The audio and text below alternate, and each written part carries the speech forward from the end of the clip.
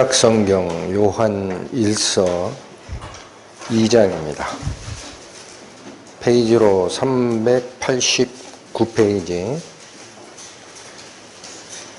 요한 1서 2장 12절부터 17절까지의 말씀. 자녀들아, 내가 너희에게 쓰는 것은 너희 죄가 그의 이름으로 말미암아 사함을 얻음이요. 아비들아, 내가 너희에게 쓰는 것은 너희가 태초부터 계신 이를 알미요. 청년들아, 내가 너희에게 쓰는 것은 너희가 악한 자를 이기었음이니라. 아이들아, 내가 너희에게 쓴 것은 너희가 아버지를 알았으며, 아비들아, 내가 너희에게 쓴 것은 너희가 태초부터 계신 이를 알았으며, 청년들아, 내가 너희에게 쓴 것은 너희가 강하고 하나님의 말씀이 너희 속에 거하시고 너희가 흉악한 자를 이기었음이라. 이 세상이나 세상에 있는 것들을 사랑치 말라. 누구든지 세상을 사랑하면 아버지의 사랑이 그 속에 있지 아니하니, 이는 세상에 있는 모든 것이 육신의 정욕과 안목의 정욕과 이생의 자랑이니 다 아버지께로 쫓아온 것이 아니요 세상으로 쫓아온 것이라. 이 세상도 그 정욕도 지나가되 오직 하나님의 뜻을 행하는 이는 영원히 거하느니라. 기도하시겠습니다. 하나님, 오늘도 하나님의 인도하심을 소원합니다.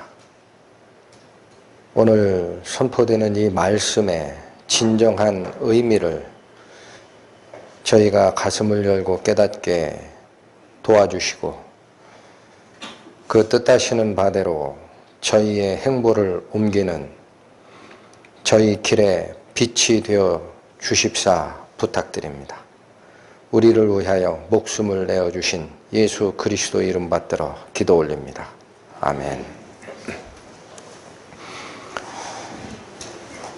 요한일서 2장, 오늘 선택한 12절에서 17절까지의 6개의 절은 앞에 3개의 절과 뒤에 3개의 절로 내용이 1차적으로 구분됩니다. 근데 앞에 3개의 절은 구원받은 자가 어떤 상태냐를 나타내는 2번 반복하여 확증하고 있는 구원의 상태를 설명한 것입니다.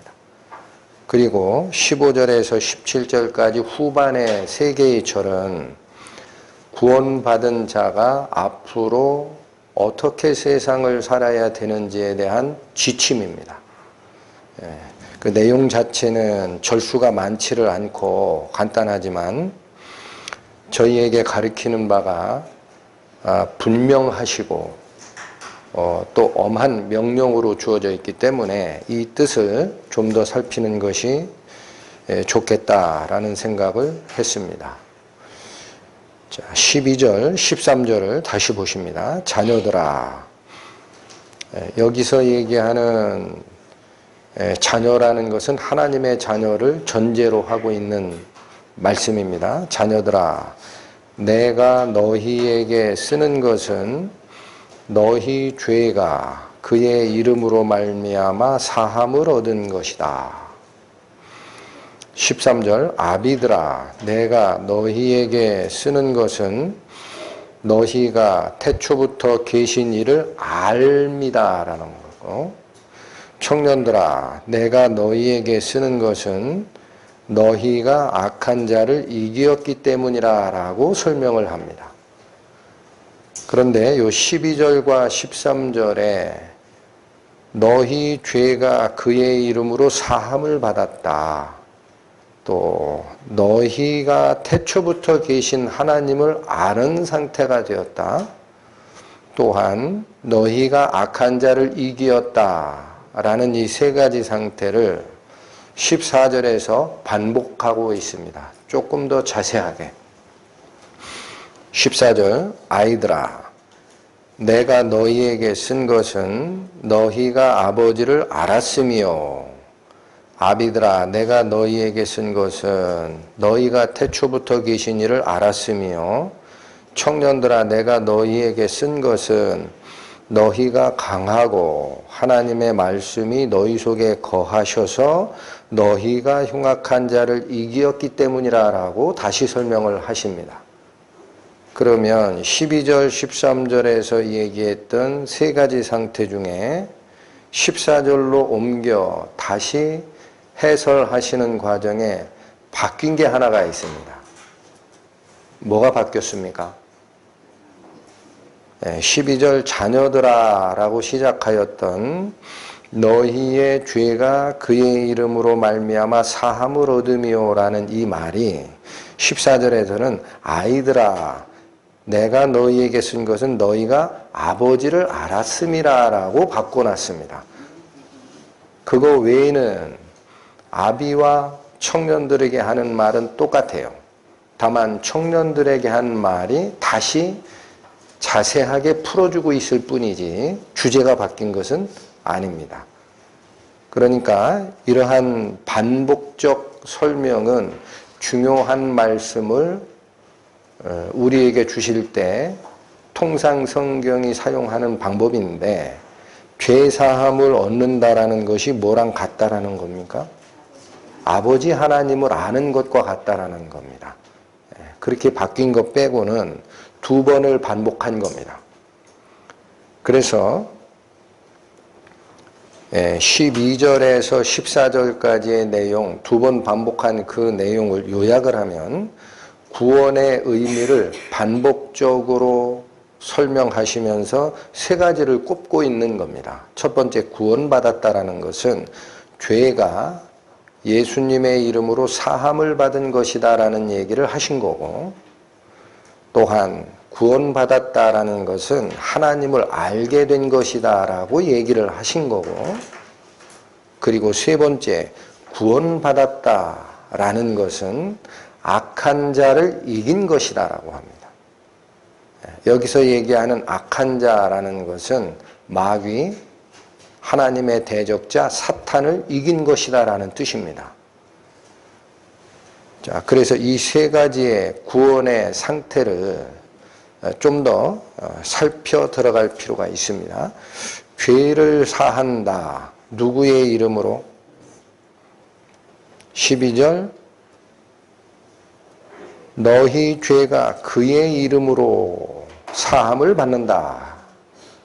여러분, 저희가 12절부터 읽었기 때문에 그가 누군지가 이 문맥에서는 곧바로 드러나지는 않습니다. 그러나 지난주 참가에서 설교에서 앞부분을 다뤘습니다. 그가 누굽니까?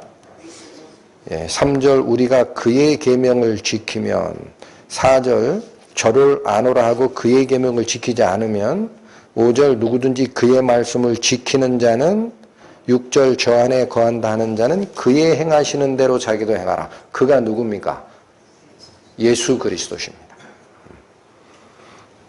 그렇다면 예수 그리스도의 이름으로 죄사함을 얻었다라는 것이 첫 번째 구원을 얘기하는 표현이라는 얘기입니다.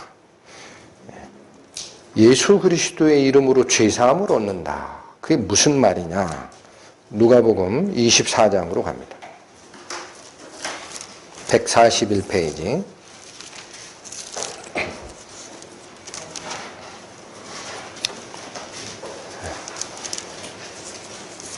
누가복음 24장 44절에서 48절.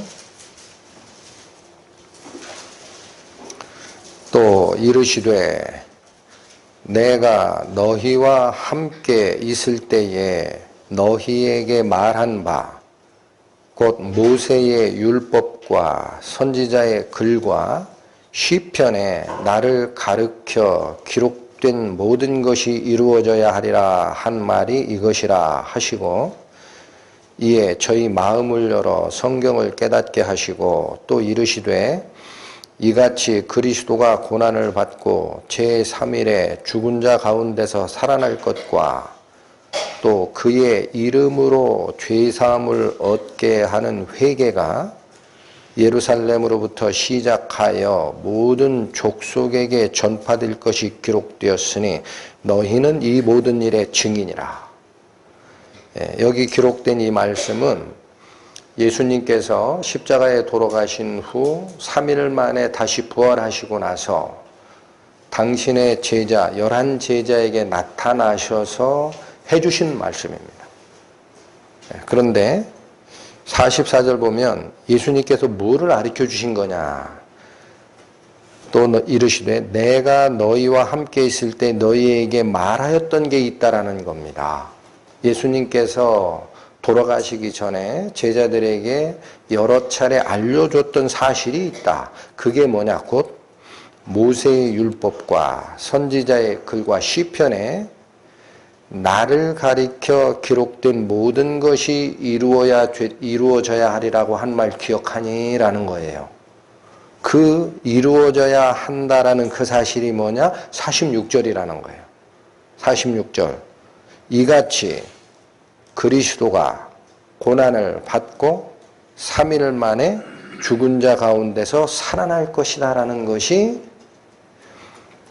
모세의 율법과 선지자의 글과 시편에 나에 대하여 기록된 것이 이루어지는 거다라는 겁니다.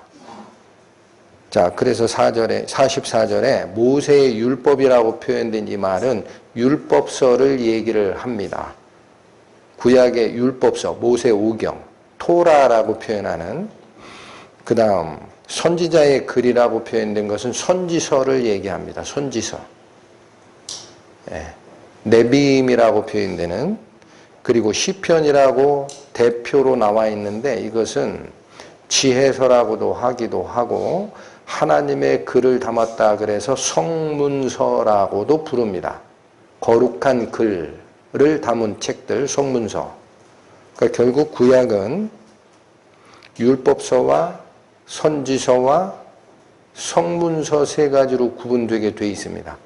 그래서 그 앞자를 쭉 따면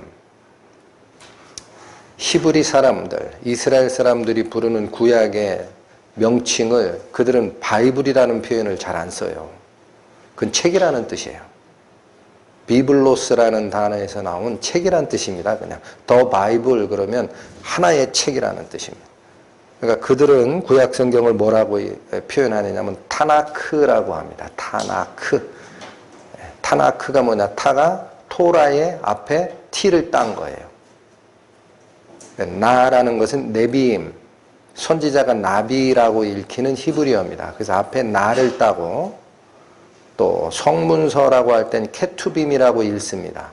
그래서 앞에 그 키역을 따면 토라, 타, 네비임, 나, 케투빔, 크 해서 타나크라고 부르는 것이 이스라엘의 일반적 통칭입니다. 구약 성경 전체를 뭐라고 부른다? 타나크, 율법서, 선지서, 성문서다.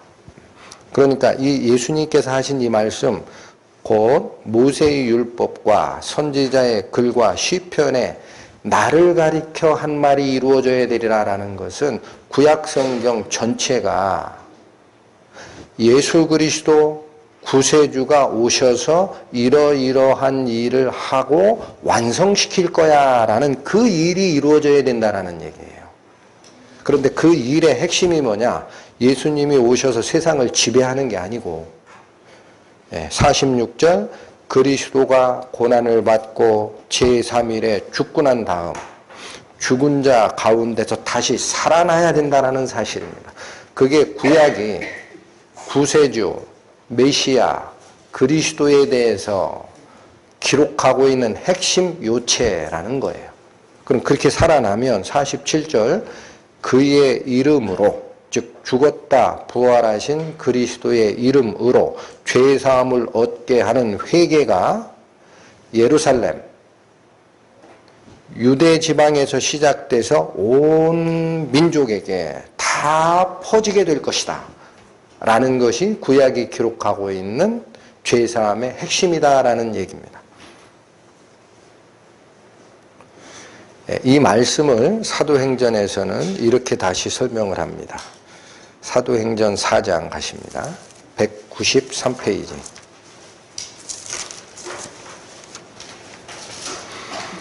사도행전 4장 10절에서 12절.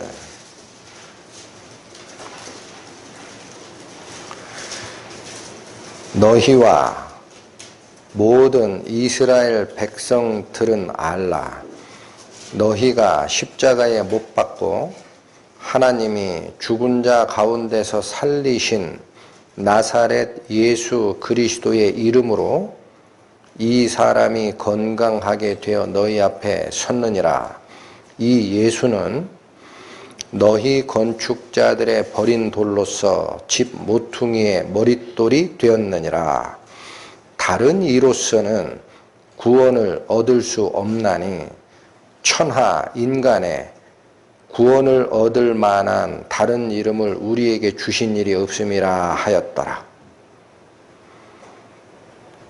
이 말은 베드로가 성전 미문에 앉아있는 나면서부터 안진뱅이 된 자에게 내가 원하는 돈, 은과 금은 없거니와 내게 있는 것으로 내게 주노니 예수 그리스도의 이름으로 일어나 걸으라 해서 나면서부터 안진뱅이 된 자를 살리고 나서 이스라엘 백성 5천 명이 하나님께 돌아오는 회개가 일어났습니다.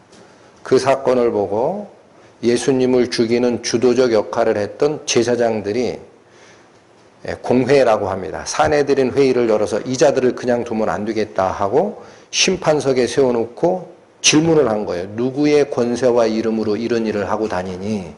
했을 때 베드로 사도가 증언한 말입니다. 그러니까 그 나면서부터 안진뱅이 됐던 자가 일어난 것은 너희가 십자가에 못 박고 반대로 하나님이 죽은 자 가운데서 살리신 예수 그리스도의 이름으로 살았다라는 거예요. 이 자가 나음을 얻었다. 그러면서 뭐라고 선언합니까? 11절 이 예수는 너희 건축자들의 버린 돌이다라는 거예요.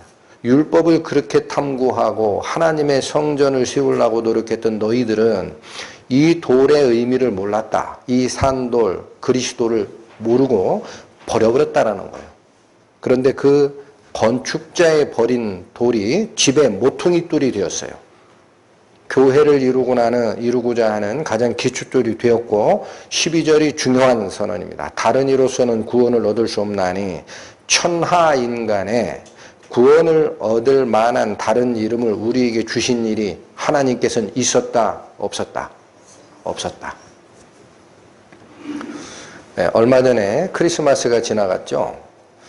그래서 이제 개인적으로 아는 분들과 카톡도 하고 하는 분들이 있습니다. 그런데 저희 자매가 아는 자기 친구들하고 카톡하는데 자매가 뭘 올렸냐면은 예수 그리스도의 십자가의 그 고난 받으심, 패션 오브 크라이스트의 일부 압축본을 올리면서 그분의 죽으심에 대한 얘기를 했더니 참 희한한 반응이 나오는 것을 제가 봤습니다.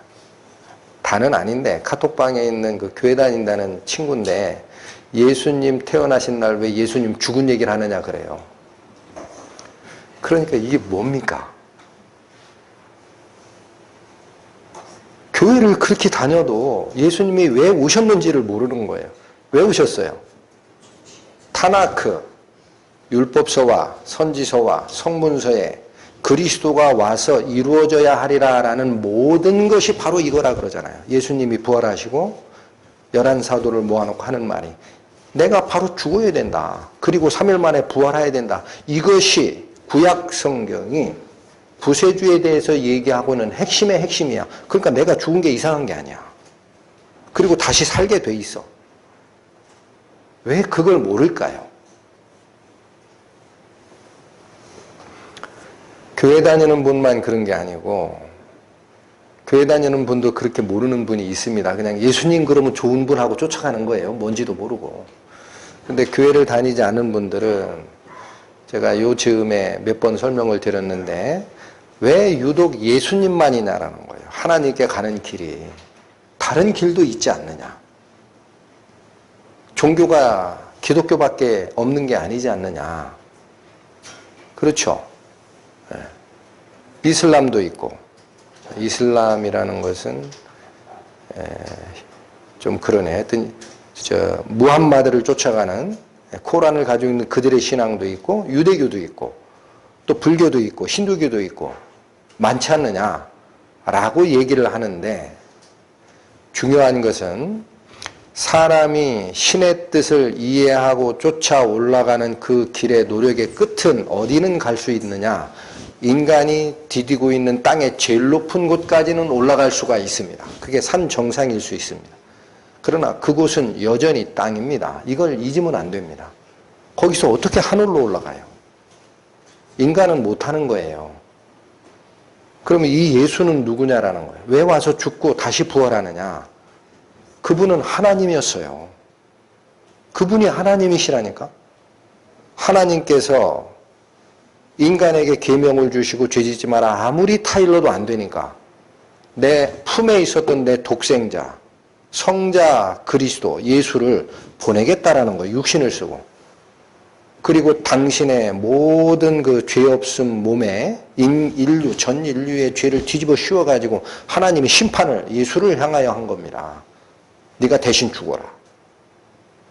그리고 죄를 지옥에 묻어버리시고 이분은 성령의 능력으로 부활하여 하나님 우편에 가셨어요. 이거를 예수님 본인의 입에서는 뭐라고 설명하느냐? 하늘로부터 내려온 자 외에는 하늘로 올라가는 자가 없다라는 거예요. 하늘에 계셨던 하나님이 직접 내려오셔서 우리 죄의 문제를 다 해결하시고 다시 하늘로 길을 뚫어 길을 내신 그분은 예수님밖에 없다라는 거예요. 그분을 쫓아갈 때라야 땅에서 하늘로 이전됨을 왜 모르느냐. 오직 그분의 이름만으로 우리의 죄가 사함을 받는 것이다 라는 것이 기독교의 핵심입니다. 그러니까 예수님의 입에서 나오신 내가 곧 길이요 진리요 생명이라 나로 말미암지 않고는 아버지께로 올 자가 없느니라 라는 이 말씀의 의미를 우리는 분명하게 깨닫고 가야 됩니다. 그분은 당신의 목숨을 많은 사람의 대속물로 줄여 오셨던 분이다. 그래서 그분 이름 이외에는 천하 인간의 구원을 얻을 만한 다른 길을 내신 적이 없다. 그리스도처럼 하늘에서 오셨고 남자의 씨를 통하지 않고 하늘로부터 오셨고 성령으로 잉태되셨고 돌아가신 다음에 3일 만에 부활하신 자가 세상에 있다면 그 분을 따라가십시오. 없어요. 죽음의 강을 스스로 건너시고 부활하시는 능력은 하나님밖에 없는 겁니다. 여러분. 그게 증표라는 거예요. 예수님이 길이라는 증표. 그래서 두 번에 걸쳐 나오는 이 선언, 부활하신 예수님의 입에서 나온 선언과 첫 번째 사도 베드로가 오순절 이후 5,000명이 회심하는 그 일이 있기 전에, 일이 있고 난 바로 그때에 사내들인 공회에서 선언한 천하 인간의 구원을 얻을 만한 다른 이름을 우리에게 주신 바가 없다. 그 예수라는 이름이 무슨 뜻이다 그랬어요? 하나님이 구원이시라는 뜻이다.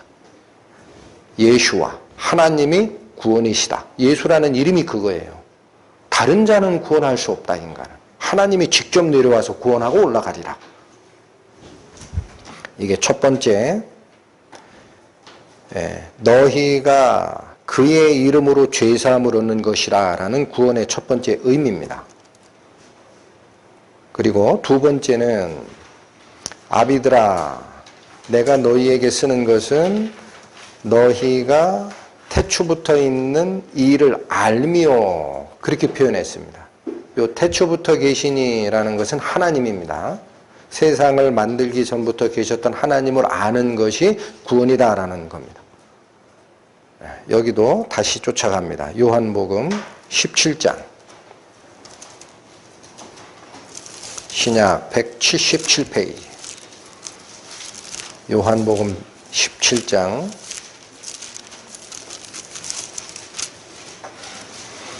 3절 말씀.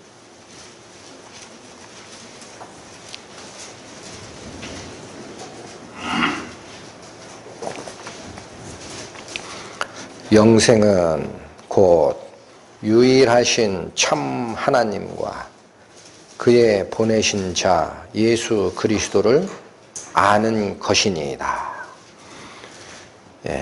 여기 번역된 하나님이라는 말은 영어로 얘기하면 신입니다. 신. 그런데 왜 유일하신 참 하나님이라고 앞에 서술문을 넣느냐면 사람들은 세상의 신이 여럿이라고 생각하는 경우가 많기 때문에 그런 여러 신 말고 진짜 한 분, 진짜 하나님이 있어. 교회에 처음 나오시거나 하는 분들 이거 이해 못합니다. 아, 신이 많잖아 그런 거예요. 그러나 그 신들은 영적 세계에서 하나님의 대적하는 영으로 작용하는 신들이 있어요. 그러나 그 영들 존재마저도 하나님께서 처음에 만드신 분입니다. 그러니까 모든 것을 창조한 진짜 유일한 딱 하나의 창조주, 그분을 신이라고 부른다면 이 하나님밖에 없다. 그렇게 서술을 시작한 거예요. 근데 그분을 또 그의 보내신 자 예수 그리스도를 아는 게 곧 영생이라.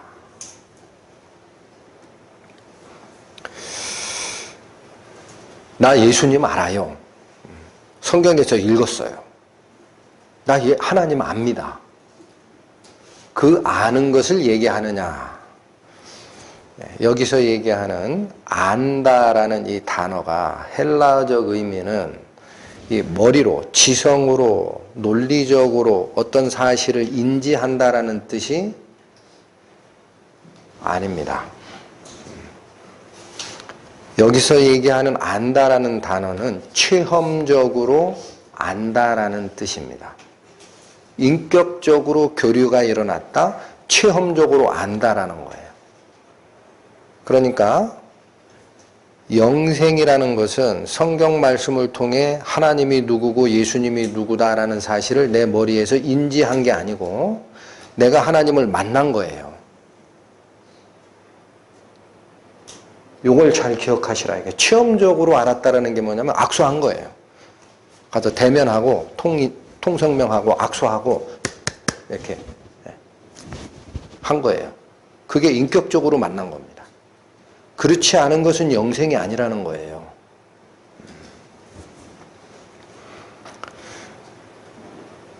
자, 그래서 마지막 때에 심판 때에 쓰실 예수님, 여러분 이것도 잘 기억하십니다. 원래 심판장은 하나님이십니다. 그러나 그 하나님께서 당신의 아들 예수 그리스도를 보내시어 죄 문제를 해결하고 부활하신 후에는 예수님이 길이 됐기 때문에 이 길을 쫓아오지 않는 자에게 심판을 내릴 권한이 예수님에게 있는 게 맞다라고 하고 아버지께서 심판 권한을 다 아들에게 위임한 거예요. 그래서 실제 심판 때에 쓰시는 분은 누구다? 예수님, 성자 하나님이 쓰게 되어 있습니다. 그런데 그 성자 하나님 예수님께서 마태복음에 당신의 천국 복음을 첫 번째 쫙 설명한 산상보훈의 저 끝에, 맨 끝에 경고 문구로 남긴 말씀이 있습니다. 마태복음 7장 가십니다. 신약 페이지 11입니다. 11페이지 마태복음 7장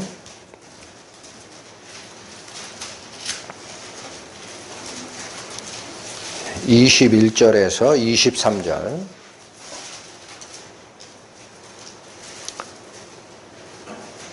나더러 주여 주여 하는 자마다 천국에 다 들어갈 것이 아니요 다만 하늘에 계신 내 아버지의 뜻대로 행하는 자라야 들어가리라. 주여 주여 예수님을 주로 모시고 평생을 산다고 해서 다 천국 가는 게 아니다라는 거예요. 그리고 22절 그날에, 이 그날은 심판의 때입니다. 그날에 많은 사람이 나더러 이르되 주여 주여 우리가 주의 이름으로 선지자 노릇하며, 여기 선지자라고 번역된 이것은 대언자라는 단어입니다. 헬라어의 의미는 대언. 대언이 뭡니까? 내 말을 한 게 아니라 어떤 분의 말을 대신 전하는 게 대언이에요. 그러니까 내가 청와대 대변인 그러면 내 말을 국민에게 전하는 게 아니라 청와대가 발표하는 그 말을 대신 전하는 걸 대변인이라고 하듯이, 그래서 이 내가 주의 이름으로 선지자 노릇하며라는 말은 내가 예수님의 이름으로 예수님의 말씀을 대신 전하는 일을 한 자라는 뜻입니다. 그러니까 우리가 이해하기 쉬운 것은 뭐예요? 하나님 말씀 전하는 일을 평생 했던 사람, 목사, 전도사, 신부, 이런 분이 교황, 이런 일을 했다라고 얘기를 합니다. 이어집니다. 주여, 주의 이름으로 귀신을 쫓아내며. 이건 굉장한 증거가 될 수 있습니다. 왜 그래요? 귀신 들린 사람이 앞에 있는데 어떻게 한 거예요? 주 예수의 이름으로 명하노니 귀신아 나가라 했더니 귀신이 나간 경험이 있는 자입니다. 그러니까 이분은 어떻게 생각하기 딱 좋아요? 나는 예수 그리스도께 사용을 받은 주의 종이다라는 거. 증거 중에 가장 중요한 증거죠. 이어집니다. 주의 이름으로 많은 권능을 행치 아니하였나이까. 나머지는 잡다하게 다 설명하기 곤란해요. 그러니까 방언도 하고 병도 고치고 예언도 하고 하는 이런 일들. 요즘에 교회에 가서 그런 일 많이 하죠. 그 일만 쫓아가면 잘못된 거예요. 그런 기적은 하나님을 증거하기 위해서 옆에서 보조역으로 사용된 거지. 하나님의 말씀은 사라지고 귀신 쫓아내고 예언하고 깔깔대고 웃고 방언하고 하는 것밖에 없다. 그러면 본질이 사라지는데 뭐만 드러난 거예요? 껍데기만 드러난 겁니다. 그런 현상이 일어난 사실입니다. 이 사람들은. 행치 않나이까 하리니. 자, 이게 증거를 세 가지 형태로 예수님이 요약한 겁니다. 예수님 이름으로 평생 말씀 전하다 왔습니다. 나는 예수님의 영의 힘을 받아서 다른 악령을 쫓아낸 경험이 있습니다. 또 나머지는 나는 예수님의 이름으로 많은 기타의 권능을 다 행하다 왔나이다 라고 주장할 건데 23절 그때에 내가 저희에게 밝히 말하되 내가 너희를 도무지 알지 못하니 불법을 행하는 자들아 내게서 떠나가라 하리라. 이 자들은 예수님께 영접을 받았어요. 내침을 당하는 운명에 처해집니까? 내침을 당하는 거예요. 그런데 여기서 왜 내쳤느냐라는 얘기입니다. 왜 내쳤어요? 첫 번째 선언이 내가 너희를 도무지 알지 못하기 때문에 너는 나랑 관계없다라는 거예요. 여러분 여기 예수님이 도무지 알지 못한다라고 우리 성경에 번역된 이 단어는 영어 성경에 가보면 never입니다. never. never knew. know 알다 동사의 과거. never knew. 안 적이 없다. 한 번도. 그 말은 무슨 뜻이에요? 처음에 예수님을 영접하고 예수님을 알았는데 이 사람이 세상을 살다가 실족해가지고 신앙에서 떨어진 자다 그러면 한 번은 안 적이 있죠? 그 얘기가 아닌 거예요. 이거는 한 번도 너를 내가 안 적이 없다. 너는 나랑 관계가 처음부터 맺어진 적이 없다. 그러니 어떻게 네가 나한테 오겠냐? 내 나라에 네가 들어올 수 있니? 이 얘기라는 거예요. 그러니까 여기서 알지 못한다라는 이 말이 무슨 뜻이냐? 똑같이 체험적으로 나랑 한 번이라도 교류한 적이 너는 없었다라는 거예요. 교류한 적이 없다. 유일하신 참 하나님과 그의 보내신 자 예수 그리스도를 아는 것이 곧 영생이라 그랬습니다. 근데 그 아는 것은 지식으로 아는 게 아니고 내가 하나님을 향한 마음을 드릴 때 하나님이 마중 나오셔서 이걸 맞아준 거예요. 그래야 그게 예수님께서 알아주는 단계에 가는 겁니다. 그런 자 외에는 전부 뭐예요? 기독교라는 종교인이었습니다. 구원받지 않은 자. 숱합니다. 교회 안에. 교회라고 하는 이 안에 구원받지 않은 사람들이 그렇게 많은 거예요. 그러니까 여기서 안다라는 이 말이 그러면 예수님이 나를 알아주시는 게 중요하구나라는 것으로 이 문맥의 핵심을 끌고 갈 줄 알아야 돼요. 내가 예수님을 안다라는 건 지식일 수 있다라는 거예요. 경험일 수 있고. 그런 경험을 했잖아요. 목회자 역할. 예수님의 이름으로 귀신을 쫓아내는 역할. 예수님의 이름으로 병 고치고 예언하고 방언하고 하는 그 모든 일은 예수님께 가기 위한 핵심적 방법이 완성된 게 아니라는 거예요. 그거 어떻게 돼? 예수님이 알아주지 않았다 그러잖아. 내가 너를 도무지 안 적이 없다. 한 번도 알아준 적이 없다. 그러니까 예수님이 알아주는 단계에 가야 나는 영생을 얻은 거라는 거예요. 어떻게 되느냐라는 거예요. 그러면 그건 내가 예수님, 하나님을 이해하는 건 성경 말씀을 읽으면 됩니다. 문맹이 아니면. 그런데 예수님이 나를 알아주는 것이 영생이라면, 하나님이 나를 알아주고 나를 마중해 주는 것이 영생이라면 그건 어떻게 일어나는 거냐. 마태복음 11장 갑니다.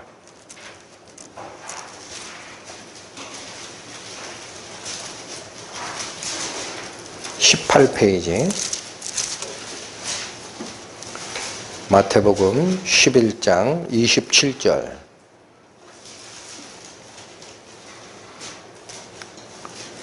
내 아버지께서 모든 것을 내게 주셨으니 아버지 외에는 아들을 아는 자가 없고 아들과 또 아들의 소원대로 계시를 받는 자 외에는 아버지를 아는 자가 없느니라.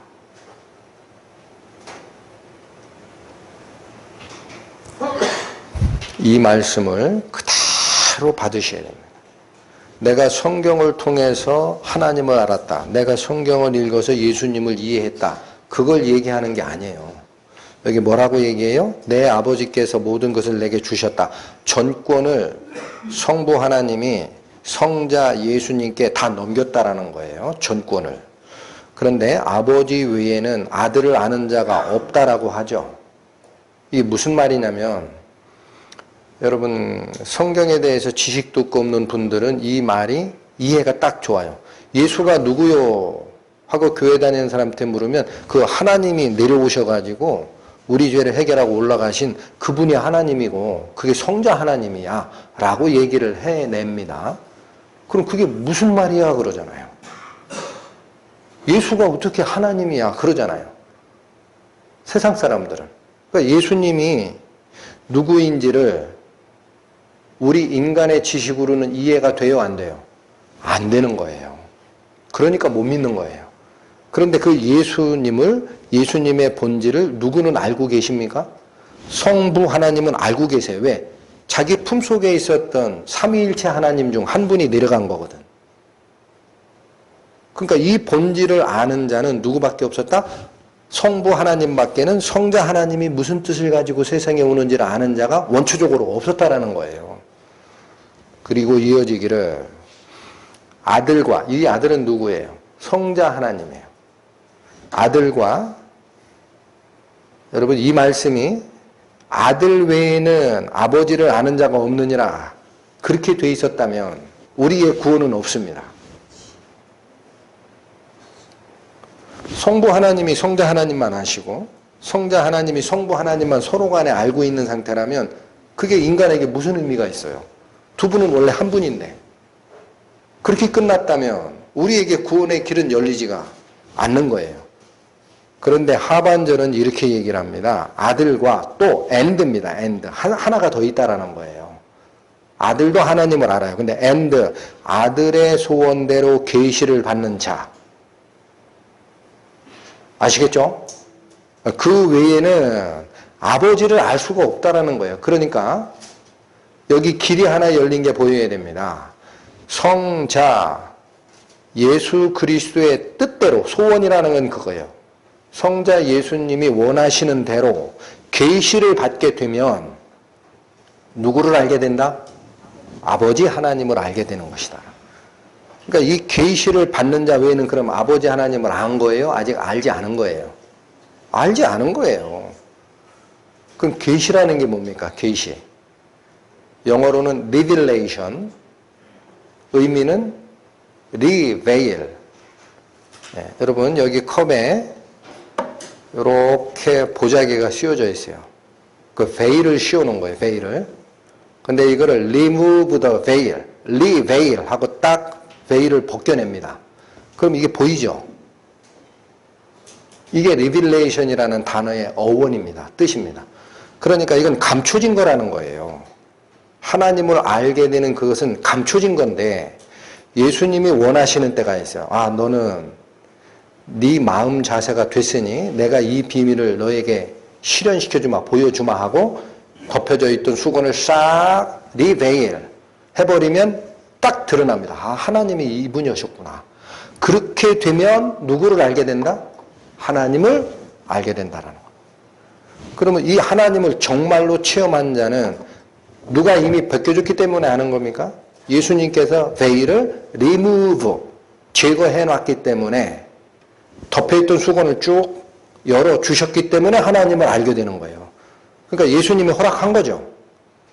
그렇게 하나님을 알게 된 사람은 예수님이 허가해서 준 거기 때문에 예수님이 나는 너를 안다라는 거예요. 그렇게 되는 거예요. 만약에 예수님과 하나님을 성경을 읽어서 아는 것이라면 문맹인 사람들은 전부 지옥 가야 됩니다. 이 말이 어려워요. 이해 못하는 지식이 높은 사람은 천국 가고 못 배우고 가난하고 헐벗고 거지 생활하고 노숙하는 그런 양반들은 이거 뭐예요? 천국 못 가요. 그게 어떻게 공정한 하나님입니까? 그런 방법 안 쓰신다라는 거예요. 이 길이 열렸다라는 얘기입니다. 아들의 뜻대로, 아들의 소원, 아들의 뜻대로 계시를 받는 자, 나는 이 비밀을 너에게 열려주마 라고 하는 자도 하나님의 모습을 이제는 알게 된다. 그렇게 안 자가 구원받은 자라는 거예요. 에베소서 갑니다. 1장 신약성경 310페이지.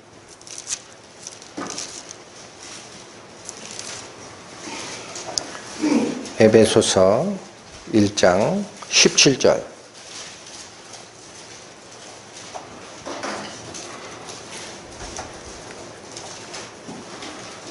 우리 주 예수 그리스도의 하나님, 영광의 아버지께서 지혜와 계시의 정신을 너희에게 주사 하나님을 알게 하시고. 여러분 잘 읽으시기 바랍니다. 우리 주 예수 그리스도의 하나님, 영광의 아버지, 이건 성부 하나님을 얘기하는 거예요. 성부 하나님께서 지혜와 계시의 정신을 너희에게 주어서 하나님을 알게 하셨다라고 되어 있습니다. 여기서 계시의 정신이라고 되어 있는 이 정신은 영을 얘기합니다. 영. 푸뉴마라고 읽히는 헬라어가 여기 써진 거예요. 근데 우리말을 번역을 할 때 정신이라고, 스피릿이라는 단어, 영어로는 그걸 정신이라고도 번역을 하거든요. 그렇게 해놓은 거지 사실은 영입니다. 영. 그러니까 무슨 얘기냐면 하나님께서 우리에게 지혜와 계시, 리빌레이션 해주는 영을 주셨기 때문에 우리가 하나님을 알게 된다는 거예요. 하나님이 영을, 계시의 영을 우리에게 허락하지 않으시면 내가 알고 있는 것은 영적으로 교류가 일어난 상태가 아니고 지식으로만 알고 있는 거예요. 그런 자들이 아까 제가 마태복음 7장 21절 이후에 예수님의 천국 산상보훈의 맨 끝에 경고의 대상이 됐던 주여, 내가 주의 이름으로 선지자 노릇하고 주의 이름으로 귀신도 쫓아내고 주의 이름으로 많은 권능도 했지 않았냐니까. 나는 어려서 예수님을 영접하고 교회에 다니고 주일학교 다니고 청년이 돼서는 주일학교 교사도 노릇도 하고 선교사는 안 갔지만 그렇게 열심히 살지 않았습니까? 교회에서? 라고 하는 거예요. 그러나 예수님의 입에서 무슨 선언이 떨어집니까? 내가 너를 한 번도 한 적이 없다. 너랑 나랑 관계가 없어. 그러니까 나하고는 같이 있을 수 없어. 떠나. 라는 선언이 나오게 된다는 사실.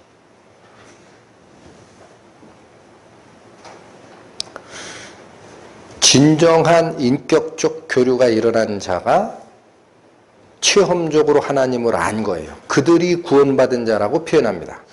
갈라디아서 4장 가십니다. 신약 306페이지.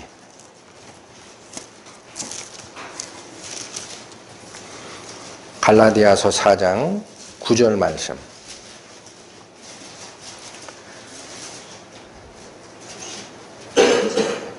이제는 너희가 하나님을 알 뿐더러 하나님의 아신 바 되었거늘 어찌하여 다시 악하고 천한 초등학문으로 돌아가서 다시 저희에게 종노릇 하려 하느냐. 여러분, 이 말씀을 받는 너희라는 것은 갈라디아 교회에 있는 성도들입니다. 그러니까 구원받은 자에게 쓰는 말인데 사도 바울이 뭐라고 얘기하냐? 지금은 옛날 말고 이제는 너희가 하나님을 안다라는 단계가 끝이 아니고 뿐더러 그것뿐만 아니라 하나님의 아신 바가 되었다라고 해요. 내가 하나님을 아는 단계에 머무른 게 아니고 하나님께서 나를 알아주신 단계까지 갔다라는 거예요. 그게 뭐예요? 교류가 일어난 거예요. 인격적 교류가. 하나님을 내가 직접 만나본 경험이 있는 겁니다. 영적으로. 그 자가 생명을 얻은 자입니다. 제가 여러 번 말씀드립니다.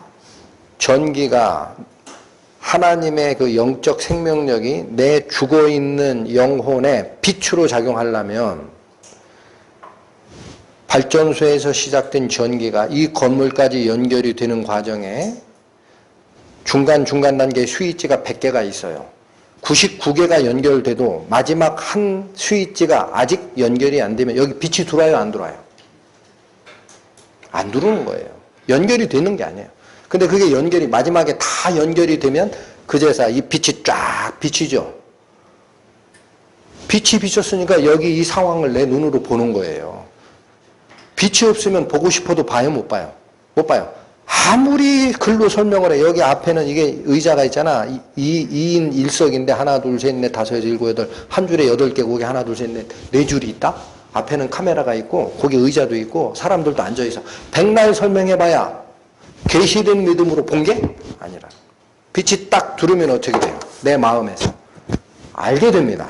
그냥 아하, 하나님이 계셨군요. 저의 죄가 그리스도에게 어떤 관계에 의해서 해결이 됐군요.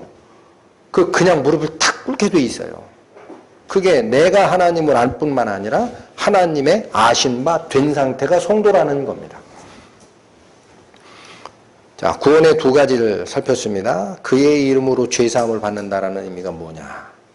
또 하나, 참 하나님과 그의 보내신 자 예수 그리스도를 아는 것이 곧 영생이다라는 의미가 뭐냐. 하나 더 있었습니다. 청년들에게 말한 말. 굉장히 자세하게 설명했어요. 뭐라고 해요? 악한 자를 이기었다라고 합니다. 다시 갑니다. 14절, 본문 14절. 요한 1서 2장 14절. 아이들아, 내가 너희에게 쓴 것은 너희가 아버지를 알았으며, 아비들아, 내가 너희에게 쓴 것은 너희가 태초부터 계신 이를 알았으며, 청년들아, 내가 너희에게 쓴 것은 너희가 강하고 하나님의 말씀이 너희 속에 거하셔서, 이건 그런 뜻입니다. 원문이. 하나님의 말씀이 우리 속에 있을 때 우리가 강해지는 거예요. 영적으로. 그렇게 돼서 너희가 흉악한 자를 이겼다라는 거예요. 이게 구원이라는 거예요. 그럼 여기서 얘기하는 흉악한 자라는 것은 13절에 청년들아 후반절 청년들아 내가 너희에게 쓰는 것은 너희가 악한 자를 이겼음이라 라고 할 때 그 악한 자 있죠. 그 단어와 14절 저 밑에 있는 흉악한 자라는 단어가 같은 단어입니다. 하나는 악한 자, 하나는 흉악한 자라고 번역을 두 번에 다르게 한 거지 원래 같은 뜻이에요. 그럼 이 악한 자가 누굽니까? 이 세상의 영적 세계에서는 선에 속한 하나님의 영이 있고 악에 속한 사단의 영이 있어요. 이 자를 악한 자라고 합니다. 그러니까 청년들이 영적으로 강해지는 것은 하나님의 말씀이 내 속에 거할 때 그런 것이고 그렇게 됨으로써 사탄의 권세를 이긴 것이다라는 거예요. 이게 구원의 또 다른 표현이다라는 얘기입니다. 그런데 지금 요한일서 2장 14절에 있는 이 말씀이 청년들아 내가 너희에게 쓰는 것은 너희가 흉악한 자를 이겼기 때문이라 라고 얘기를 하셨잖아요. 그런데 요한일서 5장 4절로 가봅니다. 5장 4절.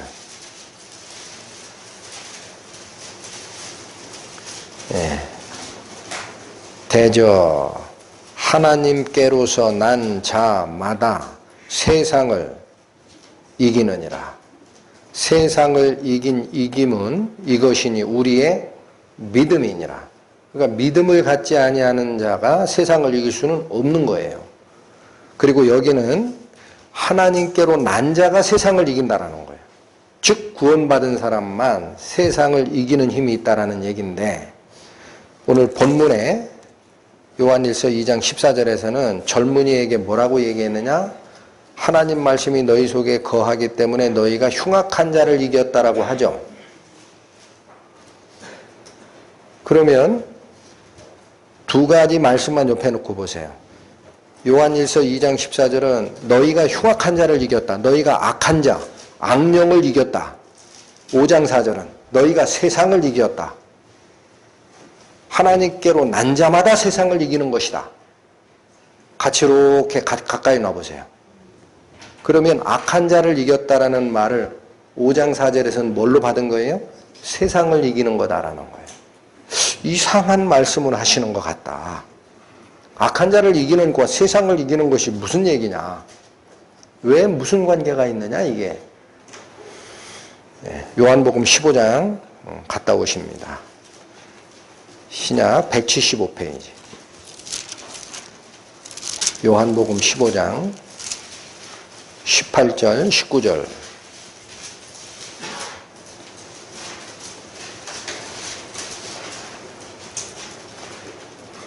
(18절부터) 봅니다. 세상이 너희를 미워하면 너희보다 먼저 나를 미워한 줄 알라. 너희가 세상에 속하였으면 세상이 자기 것을 사랑할 터이나 너희는 세상에 속한 자가 아니요 도리어 세상에서 나의 택함을 입은 자인고로 세상이 너희를 미워하느니라. 예수님이 제자들에게 한 말입니다. 그러니까 이 제자들아 그런 얘기야. 제자들아 세상이 너희를 미워하게 될 거야 앞으로. 그러면 먼저 알 것은 세상이 나를 먼저 미워한 줄 기억하라. 즉 세상과 예수 그리스도는 원수지간이었다라는 거예요. 그리고 19절에 뭐라고 합니까? 너희가 세상에 속한 자였다면 세상이 자기 것을 사랑하게 되니까 미워할 이유가 없다. 그러나 너희는 세상에 속한 자가 아니고 반대다라는 거. 도리어 반대다. 리버스. 역이다. 역. 반대로 세상에서 나의 택함을 받은 자인 거로 세상은 너희를 미워하게 된다라는 거예요. 그 예수님이 얘기한 이 세상이 뭘까요? 왜 하나님께로 난 자마다 세상을 이긴다 라고 표현하면서 예수님은 너희는 세상에 속한 자가 아니라 거기에 있다가 오히려 나의 택함을 받아 이쪽으로 옮긴 자라는 거예요. 그러니까 반대편에 와 있기 때문에 세상은 너희를 미워하게 돼 있어. 아무 이상하다고 생각하지 마라. 너희의 귀속이 바뀐 거야 라는 얘기를 합니다. 그러면 이 세상이 뭐길래 그렇게 얘기하느냐라는 거예요. 이 세상이 뭐길래. 자, 오늘 본문 다시 돌아가십니다. 요한일서 2장.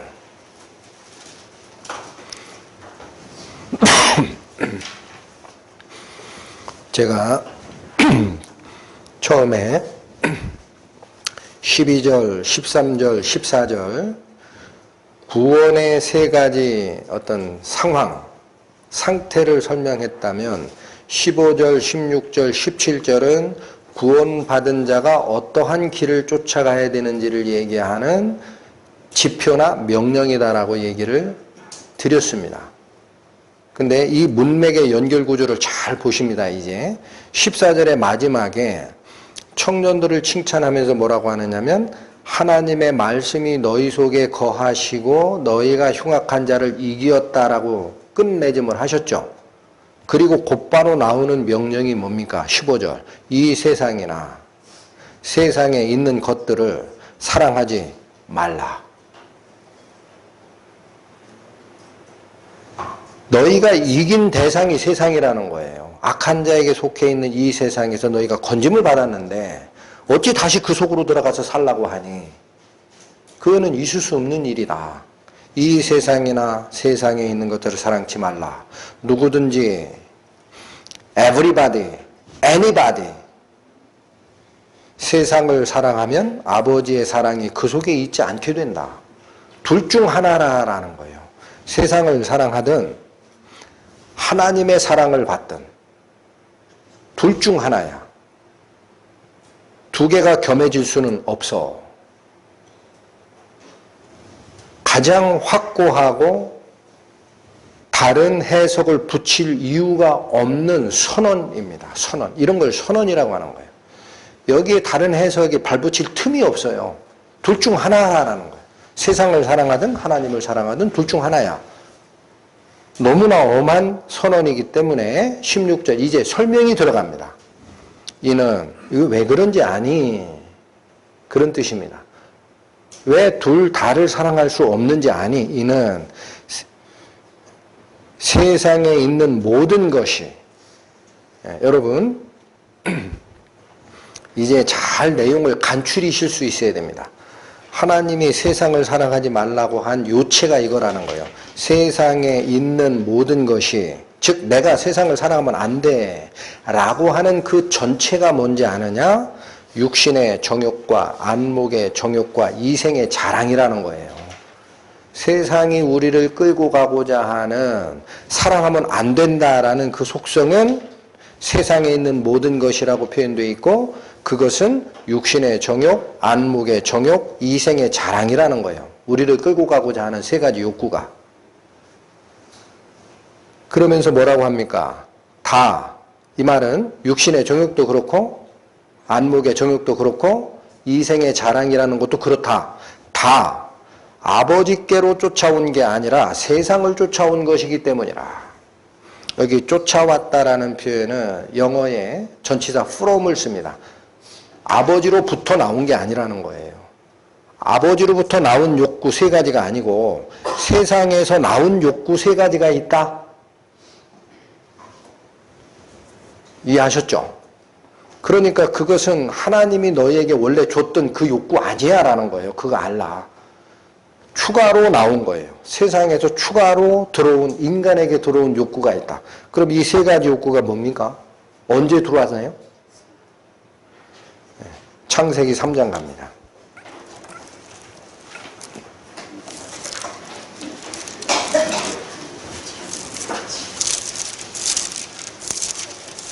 창세기 3장 4절에서 6절.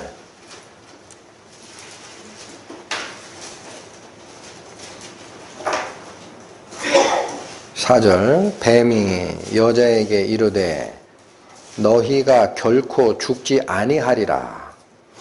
너희가 그것을 먹는 날에는 너희 눈이 밝아 하나님과 같이 되어 선악을 알 줄을 하나님이 아심이니라. 6절 여자가 그 나무를 본즉 먹음직도 하고 보암직도 하고 지혜롭게 할 만큼 탐스럽기도 한 나무인지라 여자가 그 실과를 따먹고 자기와 함께한 남편에게도 주매 그도 먹은지라. 태초의 인간 아담과 하와 중에 하와를 통해 뱀의 유혹이 들어오는 과정입니다. 그런데 여자가 나무를 보니까 어떤 유혹이 들어왔어요? 먹음직도 하고 보암직도 하고 지혜롭게 할 만큼 탐스럽기도 한 유혹이 들어온 겁니다. 먹음직도 하고가 뭐예요? 오늘 본문의 육신의 정욕입니다. 보암직도 하고가 뭐예요? 안목의 정욕입니다. 눈을 통해 들어오는 욕구. 또 지혜롭게 할 만큼 탐스럽기도 했다. 오늘 본문으로 얘기하면 이생의 자랑입니다. 태초에 인간이 뱀의 유혹을 받아 하나님을 떠나게 되는 때에 뱀의 유혹의 핵심이 그 유혹에 따라 선악과를 보는 순간 여자에게 어떤 욕심이 들어와요?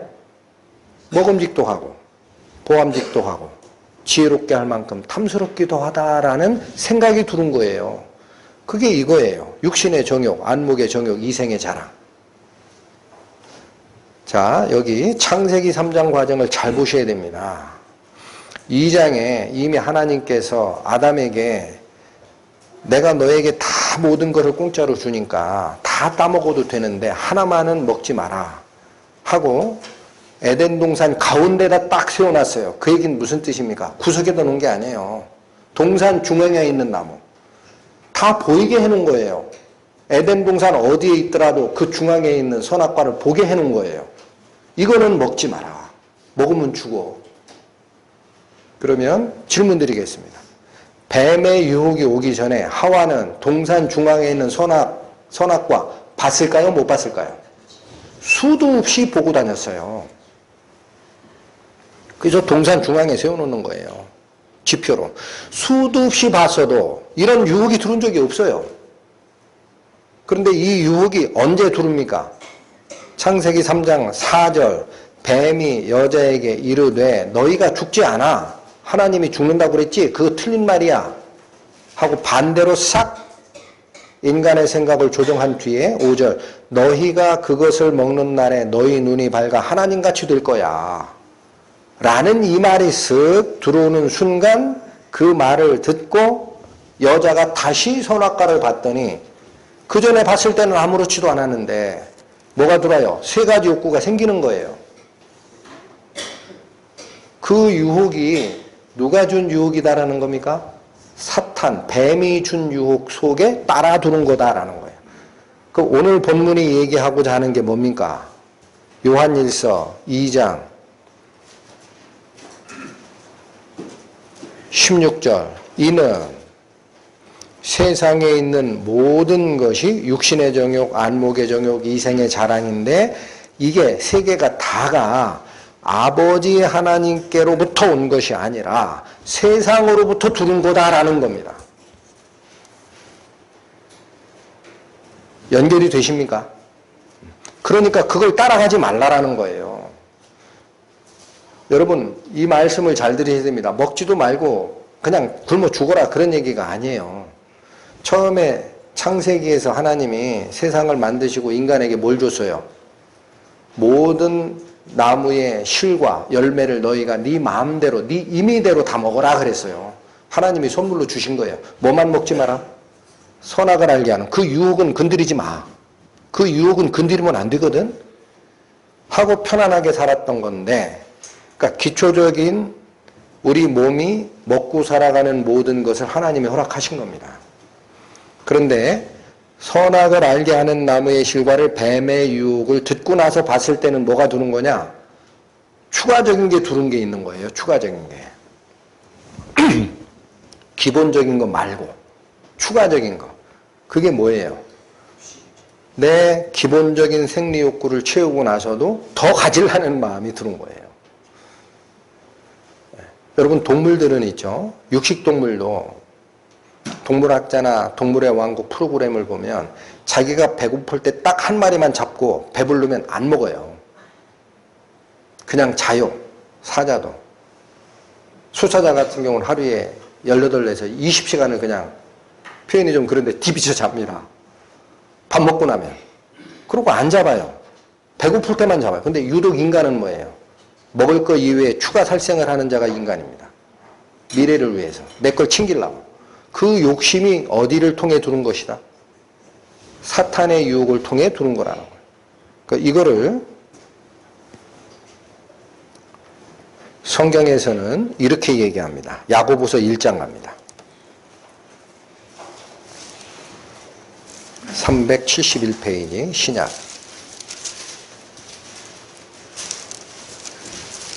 야고보서 1장 15절.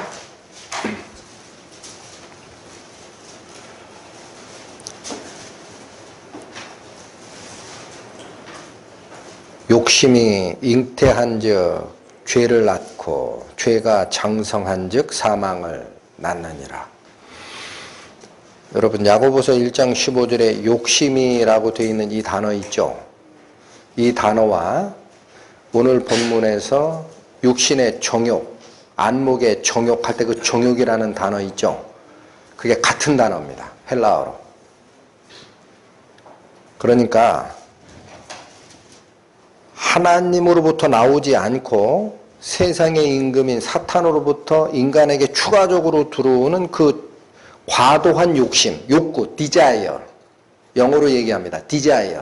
하고자 하는 욕구는 그 욕구가 야고보서 1장 15절 욕심이라고 표현된 이 단어와 같은 단어인데 이게 잉태하면 죄를 낳고 죄가 장성하면 사망을 낳는다. 뭔 얘기예요? 어느 선을 넘어가지고 점점 커가는 모습입니다. 이해하셨죠? 이해하셨어요? 네. 잉태한다라는 건 생명을 이렇게 잉태하면은 세포 분열을 해서 점점 커가잖아요. 점점 커집니다. 그 다음에 나타날 때는 뭐로 나타나요? 사망으로 나타나는 거예요. 죽음으로. 그러니까 하나님께서 인간에게 허락한 기본 욕구 외에 추가적으로 남의 거를 뺏겠다. 또는 저장하겠다라는 그 모든 욕심들은 누가 불어넣은 욕심이다?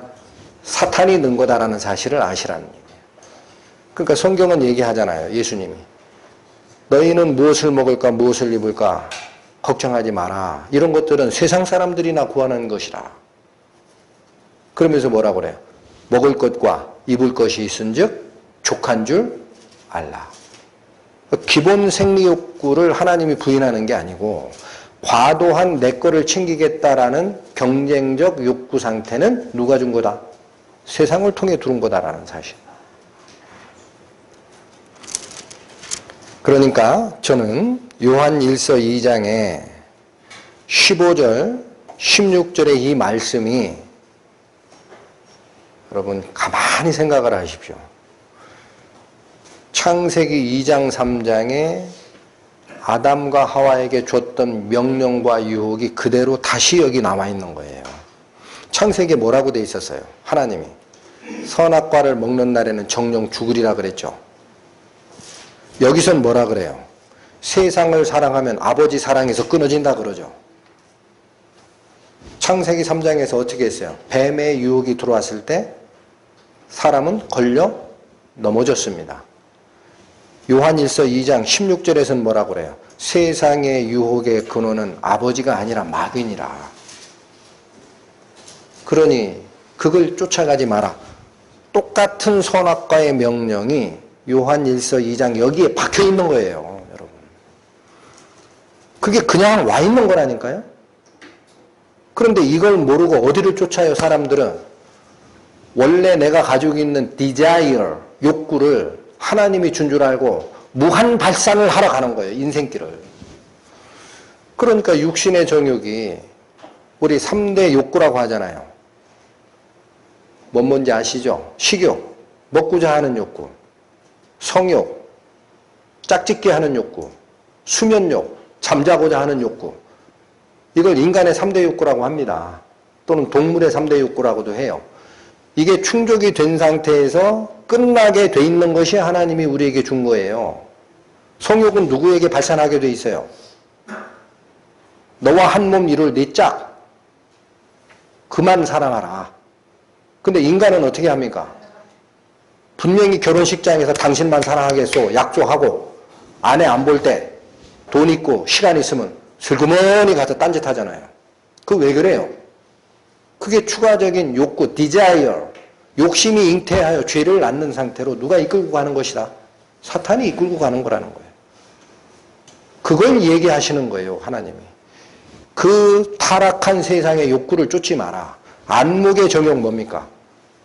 여러분, 이 육신의 정욕, 안목의 정욕, 이생의 자랑이라는 거는 성경을 모르시는 분은 매슬로우의 욕구 5단계설이라는 게 있습니다. 그 심리학자가 만들어 놓은 체계가 있어요. 맨 밑에가 뭔지 아느냐? 가장 기본적인 내 몸이 요구하는 기초 욕망이 있어요. 먹고자 하는 거, 자고자 하는 거 이런 거. 그 위에 뭐가 있는지 아세요? 그분은 5단계로 구분했지만 중간 단계는 뭐냐? 내가 속해 있는 구성원들과 같이 어울리고 하나 되고자 하는 욕구가 중간에 있어요. 제일 꼭대기에 뭐가 있는지 아세요? 나를 드러내고자 하는 자아실현 욕구. 그건 굉장히 강하다 그래요. 이 성경이 얘기하는 게 그겁니다. 그래서 안목의 정욕이라는 건 뭐냐면요. 남이 좋은 옷 입고 있으면 내가 좋은 옷 입고 싶은 거예요. 그보다 떨어지기 싫으니까. 남이 좋은 차 가지고 있으면 나도 좋은 차 사고 싶은 거예요. 남이 금고리 하고 있으면 나도 하고 싶은 거예요. 그게 눈으로 들어오는 뭡니까? 각양각색의 욕구가 그렇게 들어온다라는 거예요. 이 두 가지 욕구가 채워지고 나면 여기 굉장히 특이하지만 이생의 자랑이라는 이 단어에는 욕구라는 말이 안 들어갑니다. desire라는 단어가 안 들어갑니다. 그렇죠? 그거 왜 그래요? 하나님이 인간을 창조할 때 아예 그건 심어준 게 아니에요. 하나님이 인간을 창조할 때 기초적인 생계유지 욕구와 같이 살라라는 그 융화하는 욕구는 주셨지만 이생의 자랑이라는 것은요. 하나님 편에는 아예 없는 거예요. 그거 누가 가져온 거예요? 통째로. 사탄이 가져온 거예요. 높아지고자 하는 그 생각. 그러니까 여긴 욕구라는 단어를 안 씁니다. 이생의 자랑이라고 하지. 그게 다 사탄을 통해 들어온 것이다. 그러니까 그걸 쫓아가면 하나님이 바로 그 사탄이 물들어 놓은 죄악된 세상에서 건져내서 세상으로부터 택함을 받은 게 너희다 그러잖아요. 근데 그걸 사랑하면 어떻게 되느냐 그게. 있을 수 없다. 마태복음에 참고가 될 말씀이 있습니다. 6장 가십니다. 신약 9페이지입니다. 마태복음 6장 19절 23절까지 갑니다. 너희를 위하여 보물을 땅에 쌓아두지 말라. 거기는 좀과 동록이 해하며 도적이 구멍을 뚫고 도적질하느니라. 잠깐 상고하고 갑니다. 보물을 어디에는 쌓아놓지 말라? 땅에, 이 세상에. 20절 오직 너희를 위하여 보물을 하늘에 쌓아두라. 거기는 좀이나 동록이 해하지 못하며 도적이 구멍을 뚫지도 못하고 도적질도 못하느니라. 네 보물이 있는 그곳에 네 마음도 있느니라. 그러니까 마음을 어디다 두지 말라는 거예요? 이 땅에 두지 말라는 거예요. 거기 둬봐야 아무 소용이 없어. 다 네 거 아니야. 평생 종노릇하고 재산 모으려고 노력만 했지 너 주고 봐. 그 모은 재산 누구께 되냐? 남의 게 되잖아. 그러지 말고 네 마음을 어디에 두라? 하늘에 두라는 얘기. 하늘에. 그 말씀을 하시고 이어지기를 눈 얘기를 하세요. 눈. 22절 눈은 몸의 등불이니 그러므로 내 눈이 성하면 온 몸이 밝을 것이요 눈이 나쁘면 온 몸이 어두울 것이니 그러므로 내게 있는 빛이 어두우면 그 어두움이 얼마나 하겠느냐. 여러분 마음 얘기를 하다가 왜 갑자기 눈 얘기를 할까요? 눈을 어디로 돌리냐에 따라서 유혹이 오기 때문에 그래요. 눈을 세상의 화려함으로 돌리면 그 유혹이 오는 거고 내 영혼아 여호와를 앙망하라 하나님께 눈을 돌리면 그분의 아름다움이 보이는 거니까. 마음을 끌고 가는 게 어디라는 거예요? 눈 돌리는 곳에 있다라는 얘기입니다. 그런데 여기 이 말씀, 눈은 몸의 등불이니 그러므로 내 눈이 성하면 온몸이 밝을 것이오라고 되어 있습니다. 그때 성하다라는 이 단어는 있죠. 헬라어의 뜻은 나뉘지 않은이라는 뜻입니다. 아예 원천적인 뜻이 나누어져 있지 않은 하나의라는 뜻이에요. 어떤 하나가 칼로 딱 자르면 둘로 나눠지니까 두 개가 되죠. 근데 이 단어 성하다라는 뜻이 둘로 나눠져 있지 않은 딱 하나의라는 거예요.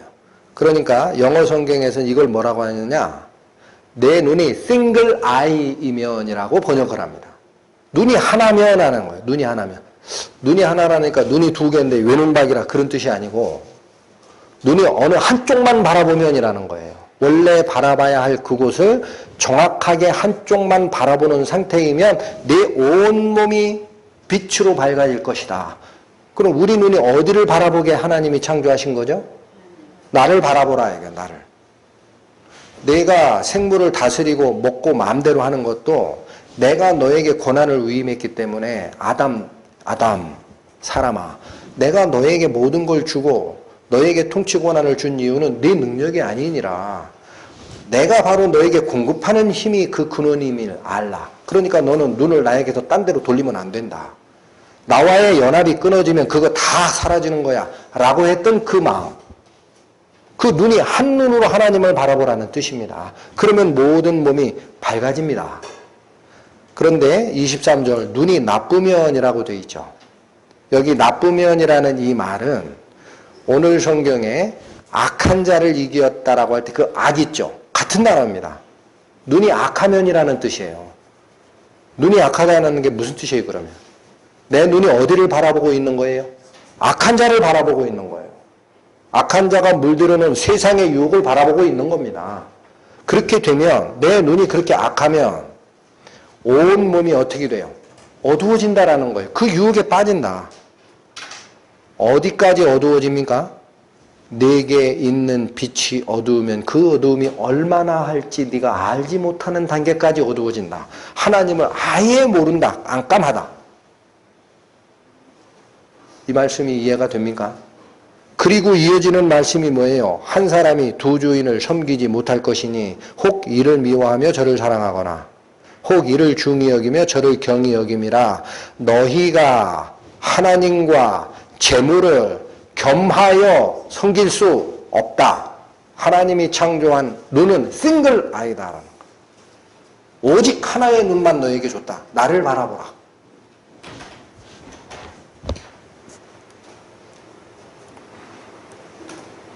그러니까 구원받은 세 가지 형태를 앞에서 설명하시고 구원받은 사람이 세상을 살아가는 과정에 길을 세상 사랑하면 안 돼. 그 이유를 좀 알고 있어야. 절대 그거 너에게 도움되는 거 아니야 라는 얘기를 합니다. 그럼 세상 사람도 이걸 모르기 때문에 어떻게 사나? 어떻게 살아요? 시편 한번 가십니다. 시편 39편. 세상 사람은 이걸 모르기 때문에 어둠 속에서 삽니다. 829페이지 39편 6절과 7절 말씀.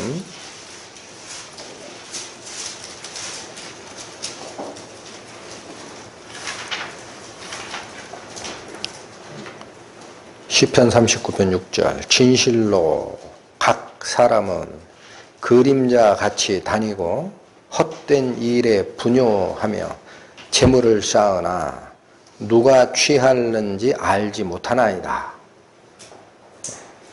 세상에서 이렇게 사는 사람이 하나가 있고 7절. 주여 내가 무엇을 바라리요? 나의 소망은 주께 있나이다. 이 시편을 기록한 다윗은 일국의 왕이었습니다. 안 가진 게 없는 자예요. 가장 영화로웠던 전성기가 다윗 왕 때 시작이 됩니다. 그런데 이 왕으로 세상 물질과 모든 권력과 향유할 수 있는 모든 것을 가질 수 있는 이 자가 자기 소망이 누구에게만 있다고 고백을 하는 거예요? 하나님께만 있다라는 거예요. 그러니까 앞절이 중요합니다. 진실로 각 사람은 그림자같이 다니고 헛된 일에 분용합니다. 그림자같이 다니다. 이게 무슨 뜻일까? 하고 히브리어 단어의 원뜻을 쫓아갔더니 헛개비라는 뜻이에요, 이게. 헛개비. 다른 말씀으로 설명을 드릴까요? 유령. 헛개비 유령이라고 하잖아요. 그러니까 세상 사람들은 유령처럼 다니는데 어딜 향해 다녀요? 쓸데없는 헛된 것에 분용하다라는 것은요, 바삐 다닙니다. 그리고 재물을 쌓느라 정신이 없는 거예요. 여러분, 유령이 여기서 나오는 이 6절을 제가 상고를 하다가 지금 세대에 딱 알맞는 것들이 있더라고요. 그래서 헛개비가 헛된 일에 분여해서 쫓아다닌다는 게 뭐냐 했더니 분명히 사람의 몸을 가지고 있는데 어떤 주술적인 힘에 의해서 이 정신이 뺏긴 상태가 있어요. 그걸 좀비라고 합니다. 들어보셨죠? 젊은 분들. 좀비 영화. 분명히 인간의 몸을 가지고 있는데 주술적인 어떤 악령의 힘에 의해서 정신 상태가 뺏긴 사람들이 있어요. 시체. 근데 그들은 이 주술적인 힘이 끄는 대로 그냥 다닙니다. 끝까지. 그 사람 시체 먹어 그러면 끝까지 쫓아가서 먹어요. 그게 좀비 영화예요. 우리 나이 드신 분들은 중국에 그게 뭐예요? 강시라고 하죠. 강시. 죽은 시체가 일어난 거예요. 아무 생각이 없어요. 세상의 유혹에 눈이 팔려가지고 거기가 그 금은 부화가 있고 나의 행복이 있는 줄 알고 강시처럼 좀비처럼 헛된 일에 계속 쫓아다녀. 뭘 위해 가느냐? 재물을 쌓는 데 가는 거예요. 평생 돈을 쌓는데 재물을 쌓는데 이 세상에 어떻게 하면 내가 조금 더 커질까? 어떻게 하면 내 걸 좀 만들까? 내가 인정받을까? 내가 어떻게 자랑스럽게 올라갈까? 어떻게 내가 권력을 쟁취할까? 그러니까 만나는 게 뭐예요? 자식 자랑, 대학 간 자랑, 취직 잘한 자랑, 좋은 며느리, 좋은 사위 얻은 자랑, 서울대 의사 얻었다니까? 우리 남편 직장에서 성공한 자랑, 전부 자랑거리예요. 그렇게 사는 거예요. 그런데 결론이 어때요? 그거 죽으면 누구께 두는지 알지도 못하고 엉뚱한 거 쫓아간다라는 거예요. 어떤 사람들이 빛이 없는 사람들이 눈이 악한 곳을 바라보면 내 마음이 어두워지는데 얼마나 깜깜한지 내가 모를 정도까지 가느니라. 눈이 싱글 아이 하나님을 바라보게 되면 내 속에 빛이 들어와 온몸이 밝아지느니라.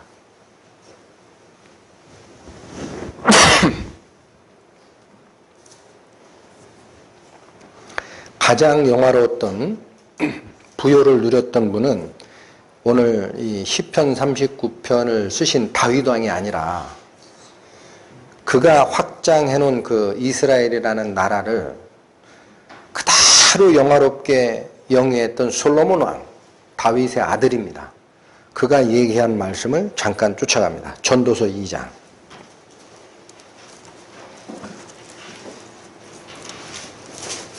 (947페이지) 갑니다.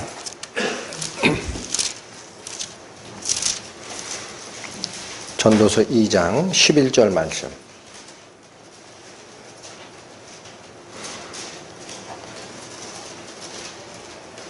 그 후에 본즉 내 손으로 한 모든 일과 수고한 모든 수고가 다 헛되어 바람을 잡으려는 것이며 해 아래서 무익한 것이로다. 여러분, 솔로몬 왕의 시대에는 있죠. 그가 먹는 그릇, 또 그가 앉아있는 용상이라고 합니다. 전부 순금으로 입혔어요. 그래서 솔로몬 때에는 은을 돌같이 봤다라고 얘기를 합니다. 그런 영화로움을 누렸던 이 왕, 솔로몬 왕이 자기 손으로 한 모든 일과 수고한 모든 것이 다 헛돼서 뭐 잡는 것과 같더라. 바람 잡으려고. 바람 잡힙니까, 손에? 잡힌 줄 알았죠? 날아갔잖아요. 날아갔잖아요. 어떻게 하는 거예요? 죽을 때까지 이 짓 하는 거예요. 죽을 때까지. 진실로 각 사람은 그림자같이 다니고 좀비처럼 다니고 헛된 일에 분요하며 재물을 쌓으나 누가 취할는지 알지 못하고 계속 잡으러 돌아다니는 거예요. 계속. 여기에 행복이 있겠지. 저기에 있겠지. 이게 성공의 길 아닙니까? 열심히 공부해. 그러면서 요즘 어떻게 해요? 재산 없고 물려줄 게 없으면은 지식밖에는 한국에서는 성공할 근거가 없다라고 해서 애들 조기 유학 보내느라 올인 합니다. 부부가. 집 다 팔아가지고 보내요. 혼자 못 보내니까 어떻게 해요? 엄마 딸려 보내요. 아빠는 나는 여기서 돈 벌어서 붙여줄게. 기러기 아빠. 오래 가면 어떤 현상 발생하는지 아세요? 혼자 있는 이 아빠 외로워요. 가족과 같이 안 있으면 객기가 발동합니다. 객기. 또 거기 가 있는 그 엄마. 처음에는 애들 케어하느라 정신없죠? 몇 년 지나면 어떻게 돼요? 거기 있는 그 엄마도 마찬가지예요. 기러기 엄마하고 아빠가 와 있는 사람도 있거든. 또 정분나. 이게 뭐냐 이거야.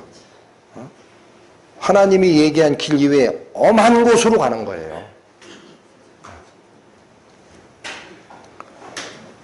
전도서 5장 951페이지 15절 봅니다.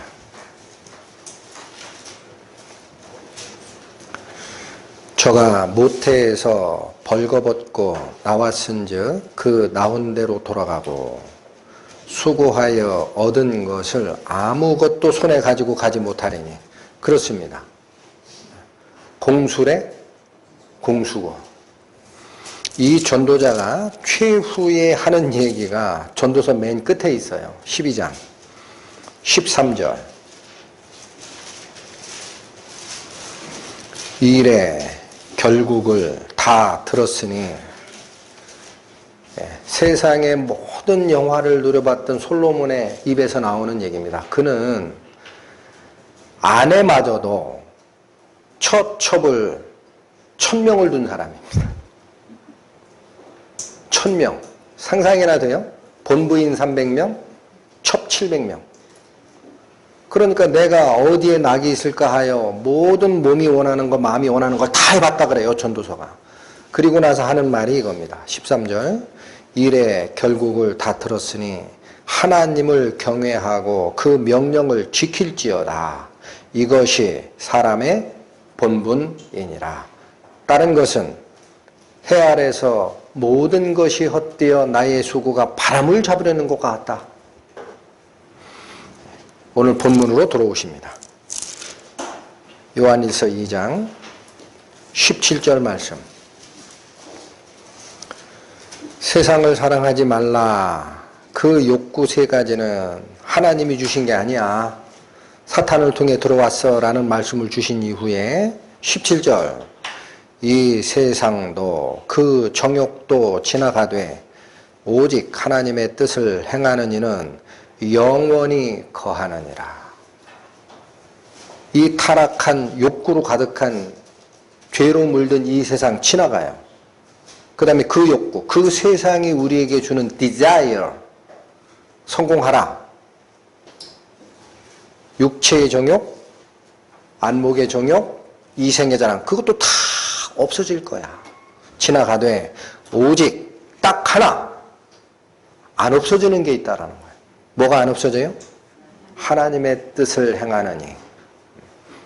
이게 바로 12, 13, 14절에 그렇게 얘기했던 하나님께 구원받고 그의 영혼이 하나님의 영접을 받아 연합된 하나님의 백성들입니다. 그자만 영원히 거하게 되느니라. 야고보서 1장 가십니다. 신약 371페이지입니다.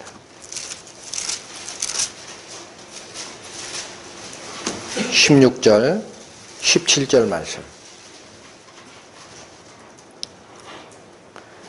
내 사랑하는 형제들아 속지 말라.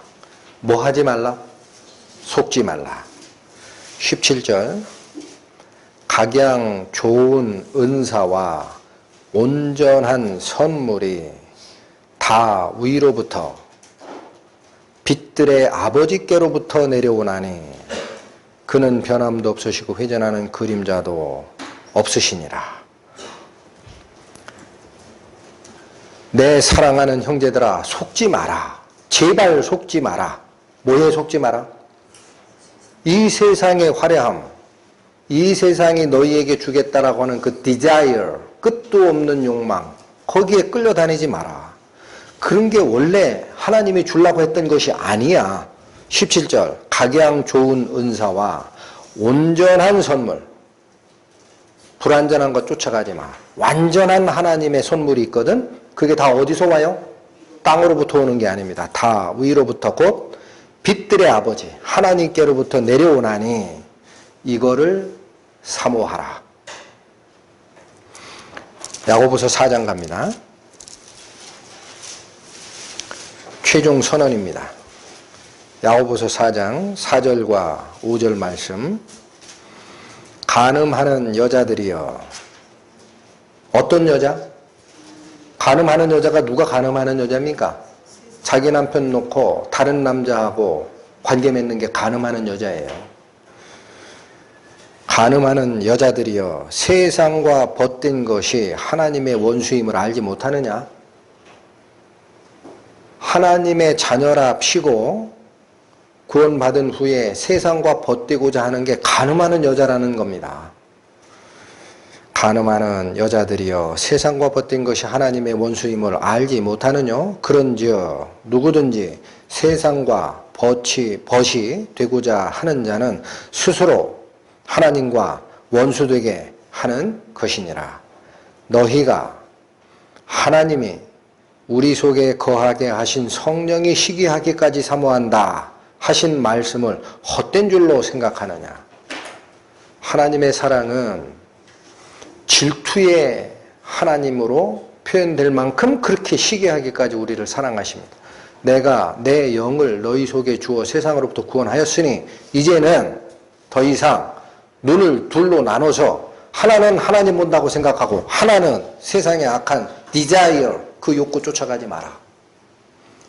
이 눈을 다시 돌려서 하나님을 향하는 single eye로, 하나의 눈으로 오직 온전한 선물을 주시는 하늘을 향하여 돌리라. 그 말씀이 오늘 상고했던 요한일서 2장에 딱 6절로 주어져 있는 말씀의 핵심이었습니다. 기도하시겠습니다. 하나님 감사합니다. 세상에 끝도 없는 그 욕구, 사탄을 통해 들어온 너희가 이것을 쫓아가면 행복하리라 하였던 그 욕구로부터 하나님께서 저희를 건져내사 당신의 나라로 옮겨주심에 감사와 찬양을 드립니다. 이 직분을 잊지 말고 오직 하나님을 향한 단 하나의 눈으로 쫓아가는 저희에게 인도하여 주옵소서. 예수님의 이름 받들어 기도 올립니다. 아멘.